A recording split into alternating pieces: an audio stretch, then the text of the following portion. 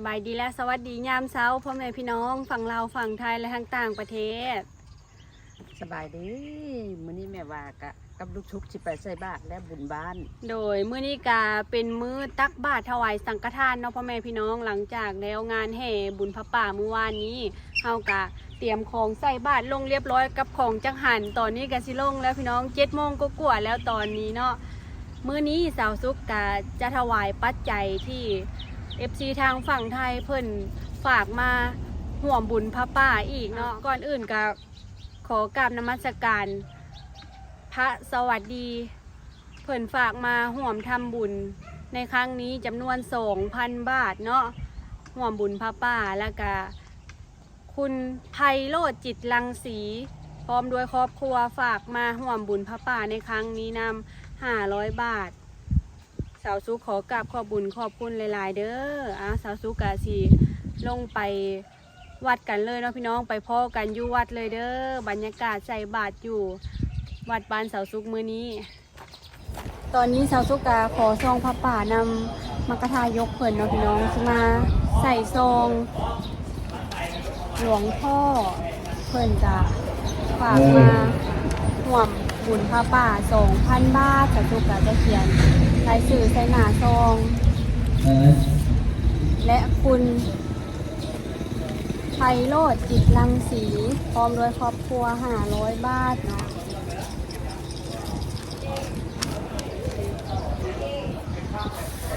แบบนี้เลยเด้อพ่อแม่พี่น้อง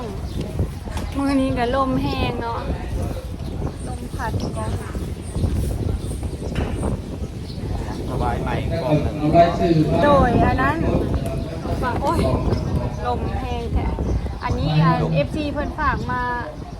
ยอดใหม่อีกมื้อนี้เราก็เลยเขียนใส่ซอง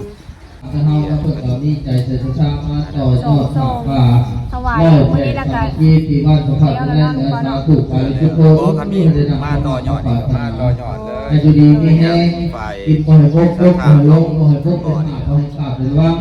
ให้ห้างนี่จะดีให้ร่ำให้รวยให้ดีมีแห้งมันพกขนมเส้นรับเรื่อมันมันเป็นสบายเป็นให้พอดบ่ได้แต่งขันแม่ศิลปะนี่50 พันแล้วก็พอออกเข้าชาวพันเกิดมาต่อยอดเอาโขมพัฒนาสาธุปาริสุทโธได้ดังคำหมักประปาถาให้ดีมีแห้งให้ซื้อได้ขายหวานให้ร่ำให้รวยไปทั้งใต้ที่ผูกไว้เสือเรือไปทั้งเหนือที่ผูกไว้เสือจ้างตองกับข้างในภูมิจะผูกเอาเงินเข้าให้ผู้อ้างผู้มาผู้มาเราในเงินพันเราไม่ยอดไปก็ตื่นในเงินเศษ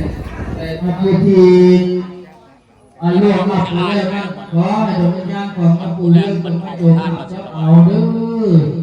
ส่วนว่ามีญาดาวันผู้สาใครหายป่าหายกับหายพญาโลกา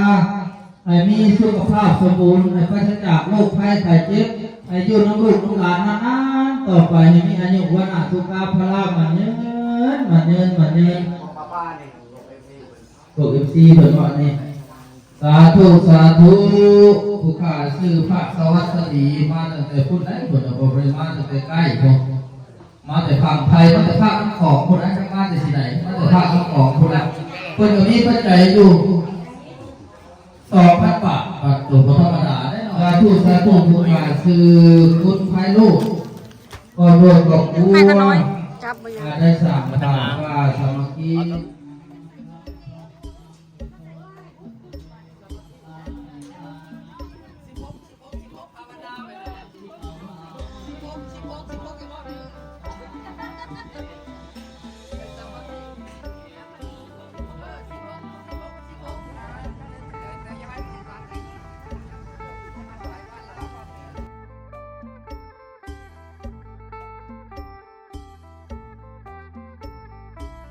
พ่อเจ็บพ่ออุดมสมบูรณ์ลมแห้งพี่น้องพัดแบบเครื่องของปิวบึ้งวังเลยมื้อนี้นะลมเย็น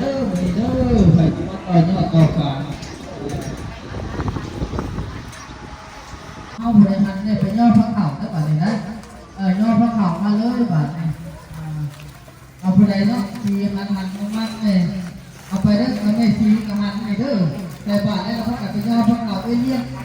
กันดาเอเลี่ยนกันนอนคอยใช้ย่อพระเข่ามาเลยเด้อเอเลี่ยนเด้อเอาแพ้นะ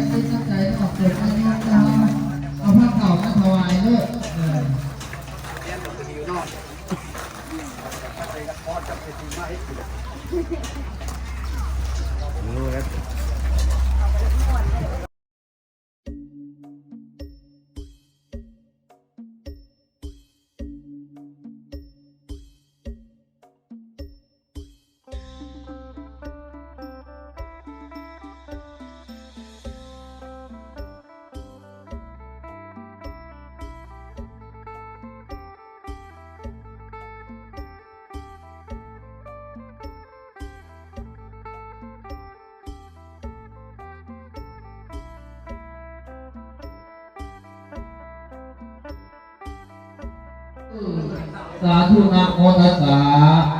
ภะคะวะโตอะระหะโตสัมมาสัมพุทธัสสะ มี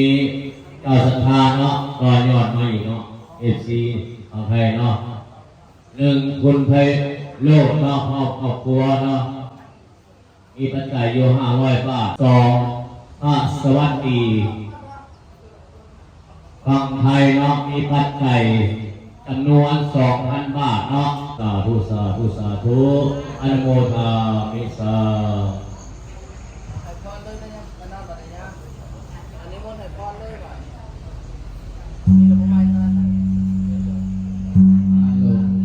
ขอรัตนาให้พรให้พรรวมเบิดป่านนี้แล้วเบิดวันที่ได้ให้พรรวมป่านเดียวโลดป่านไปได้พรเอามาพรนั่นแล้วนะสิ่งอื่นพวกเขา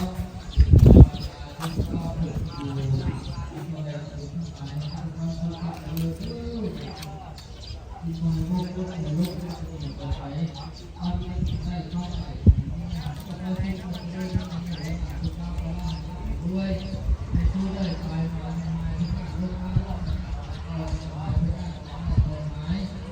วันนี้เราขับขี่สุขัดทองนาลูกมาไปมากับมาทุกคนเลิกขี่เล่นก็จะมา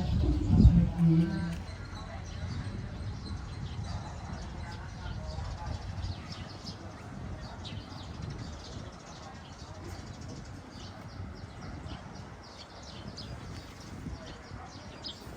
ตอนนี้ทางชาวบ้านก็ซอยกันปิดต้นและก็กำลังรวบรวมปัจจัยทรงผ้าป่าเนาะพี่น้องสรุปยอดในมือนี้เลย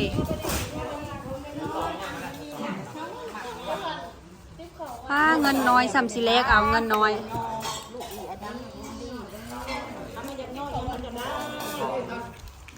เดือนละ3 คน3เพื่อนตัวกองกับพี่ เท่าแก่แนวโฮมในหมู่บ้านเฮาพี่น้อง รวมนำกันเบิดทุกคน เป็นสักขีพยานนำกัน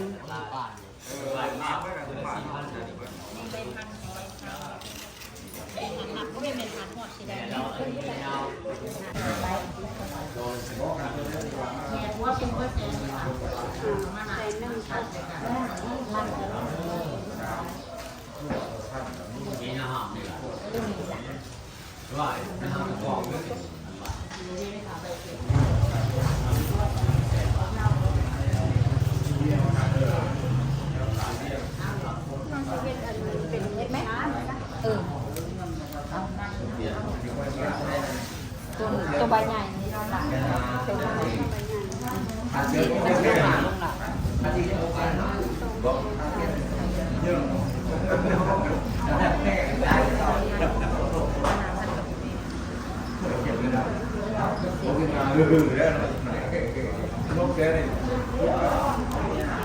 ได้หลายได้บานไอ้เราไหวเราจ้องตาแล้วที่ได้แต่ไหว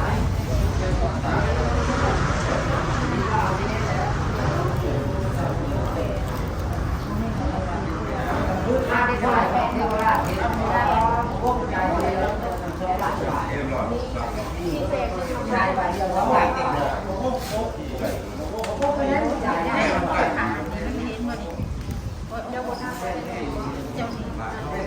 ยามลูกแม่หยาดลูก เขาบริเวณใจเสียใจมันนี่มันเงินมันมีมันก่อนพุ่งเจ้าเราดิเขาดิเงินละแสนญาตินี่เซ็ตครับโอ้ยสมเด็จยายใบเหมือนกันนี่หายากไรลูก โอ้ย หรือว่าจะปลายไม่เลิกโกวา มีไฟ บอกได้ตอนนั้นเด้อ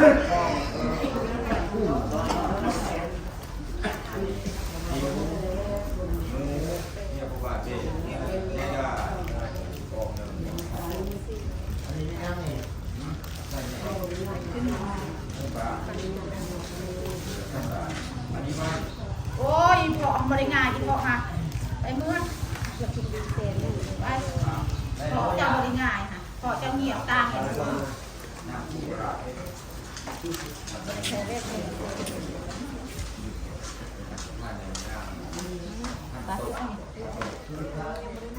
่างบ่ได้นะ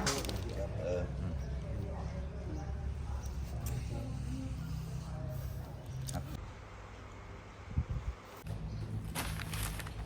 หลังจากแล้วใส่บาตรญาติน้ำทางการจัดตั้งบ้าน ผู้ใหญ่บ้านเนาะเฒ่าแก่แนวโฮมนั่นแหละพ่อแม่พี่น้องเพิ่นกาพากันมารวบรวมยอดปัจจัยพระป่าในครั้งนี้ว่าออกมาเป็นเท่าใดเนาะหลังจากแล้วบุญกะฮูเป็นที่เฮียมห้อยแล้วพ่อแม่พี่น้องสาวสุขจะมาอ่านให้พ่อแม่พี่น้อง FC ฟังอย่างละเอียดเนาะแล้วเราจึงบวกเข้ากันก็ได้มีพ่อแม่พี่น้อง FC ทางซ่องสาวสุขและกาซ่องน้องโตเกียว และศรัทธาของญาน้อยทางต่างประเทศเพิ่นฝากมาห่วมมื้อวานนี้เฮาได้ถวายแล้วเรียบร้อยเนาะร่วมกันระหว่างซ่องสาวสุขและซ่องน้องโตเกียวและศรัทธาทางต่างประเทศบวกออกมาเป็นเงินบาทคือ111,628 บาทเด้อสำหรับยอดพี่น้อง FC ลาวไทยและต่างประเทศศรัทธาของญาน้อยนำแล้วจะมียอดรวมทั้งเบิดที่พ่อแม่พี่น้องชาวบ้านไกลบ้านไก่เพิ่นมาห่วมโมบุญในครั้งนี้ต่อยอดพระป่าเนาะได้นับออกมามีทั้งเงินบาทและเงินกีบเนาะเงินบาทก็คือ 4230 บาทพ่อแม่พี่น้องอันนี้ยอดชาวบ้านเพิ่นห่วมเฮ็ดบุญพระป่าเฮ็ดกองพระป่านำเนาะเพิ่นก็มาโมรวมออกมาเป็นเงินบาทประมาณนี้และจะมีเงินกีบอีก8,082,000 กีบพ่อแม่พี่น้องสาวสุขไล่ออกมาเป็นเงินบาทตกอยู่ที่ 12,828 บาทเนาะบัดนี้สาวสุขจะเอายอดมารวมเข้ากันเบิดเลยเนาะพ่อแม่พี่น้องว่าออกมาเป็นทั้งเท่าใดทั้งเบิดเนาะก็ตามนี้เลยเด้อพ่อแม่พี่น้องสาวสุขบวกยอดออกมาทั้งเบิดแม่นตามนี้สาวสุขกาดีอกดีใจหลายๆพ่อแม่พี่น้องเอ้ยบุญพระป่าในครั้งนี้ก็ถือว่าสำเร็จเสร็จสิ้นด้วยดีเนาะพ่อแม่พี่น้องชาวบ้านเฮากาถือว่าสามัคคีกันหลายเนาะแต่งอยู่ครัวกินข้าวน้ำซ้ำป่าก็คือบกขาดตกบกพ่องเนาะชาวบ้านเฮากาสามัคคีกันขนาดพ่อแม่พี่น้อง 2-3 วันแล้วที่ลงไปซอยเวียกซอยงานทางวัดก็ผ่านพ้นไปด้วยดีโอ้ยพี่น้องเอ้ยสาวสุขกาดีอกดีใจหลายๆตื้นตันใจเนาะสำหรับมื้อนี้สาวสุขขออวยไส้ให้พรให้พ่อแม่พี่น้อง FC ทางลาวทางไทยและต่างประเทศที่ฝากมาห่วมบุญในครั้งนี้ขอให้ครอบครัวพ่อแม่พี่น้อง FC จงอยู่ดีมีแห้งสุขกายสบายใจเด้อมีสุขภาพร่างกายที่แข็งแรงปราศจากโรคภัยไข้เจ็บหาเงินหาคำก็ขอให้โชคขอให้หมานให้ร่ำให้รวยขึ้นกว่าเก่าเด้อที่ห่วมบุญนำวัดบ้านสาวสุขครั้งนี้พ่อแม่พี่น้องเลยเป็นบุญใหญ่หลายๆสาวสุขก็ดีอกดีใจหลายๆตอนนี้ทางวัดกะมาหลายๆเบิ่งกะวิทย์หนี้เนาะพ่อแม่พี่น้องแล้วก็จะมาหักค่าใช้จ่ายในการเฮ็ดบุญพระป่าครั้งนี้ออกน้ำสำหรับคลิปนี้สาวสุขกะจะได้ขอจบไปเพียงซ้ำนี้เด้อพ่อแม่พี่น้องเป็นกำลังใจให้ครอบครัวสาวสุขโดยการมาความโฆษณาเด้อสบายดีบ๊ายบาย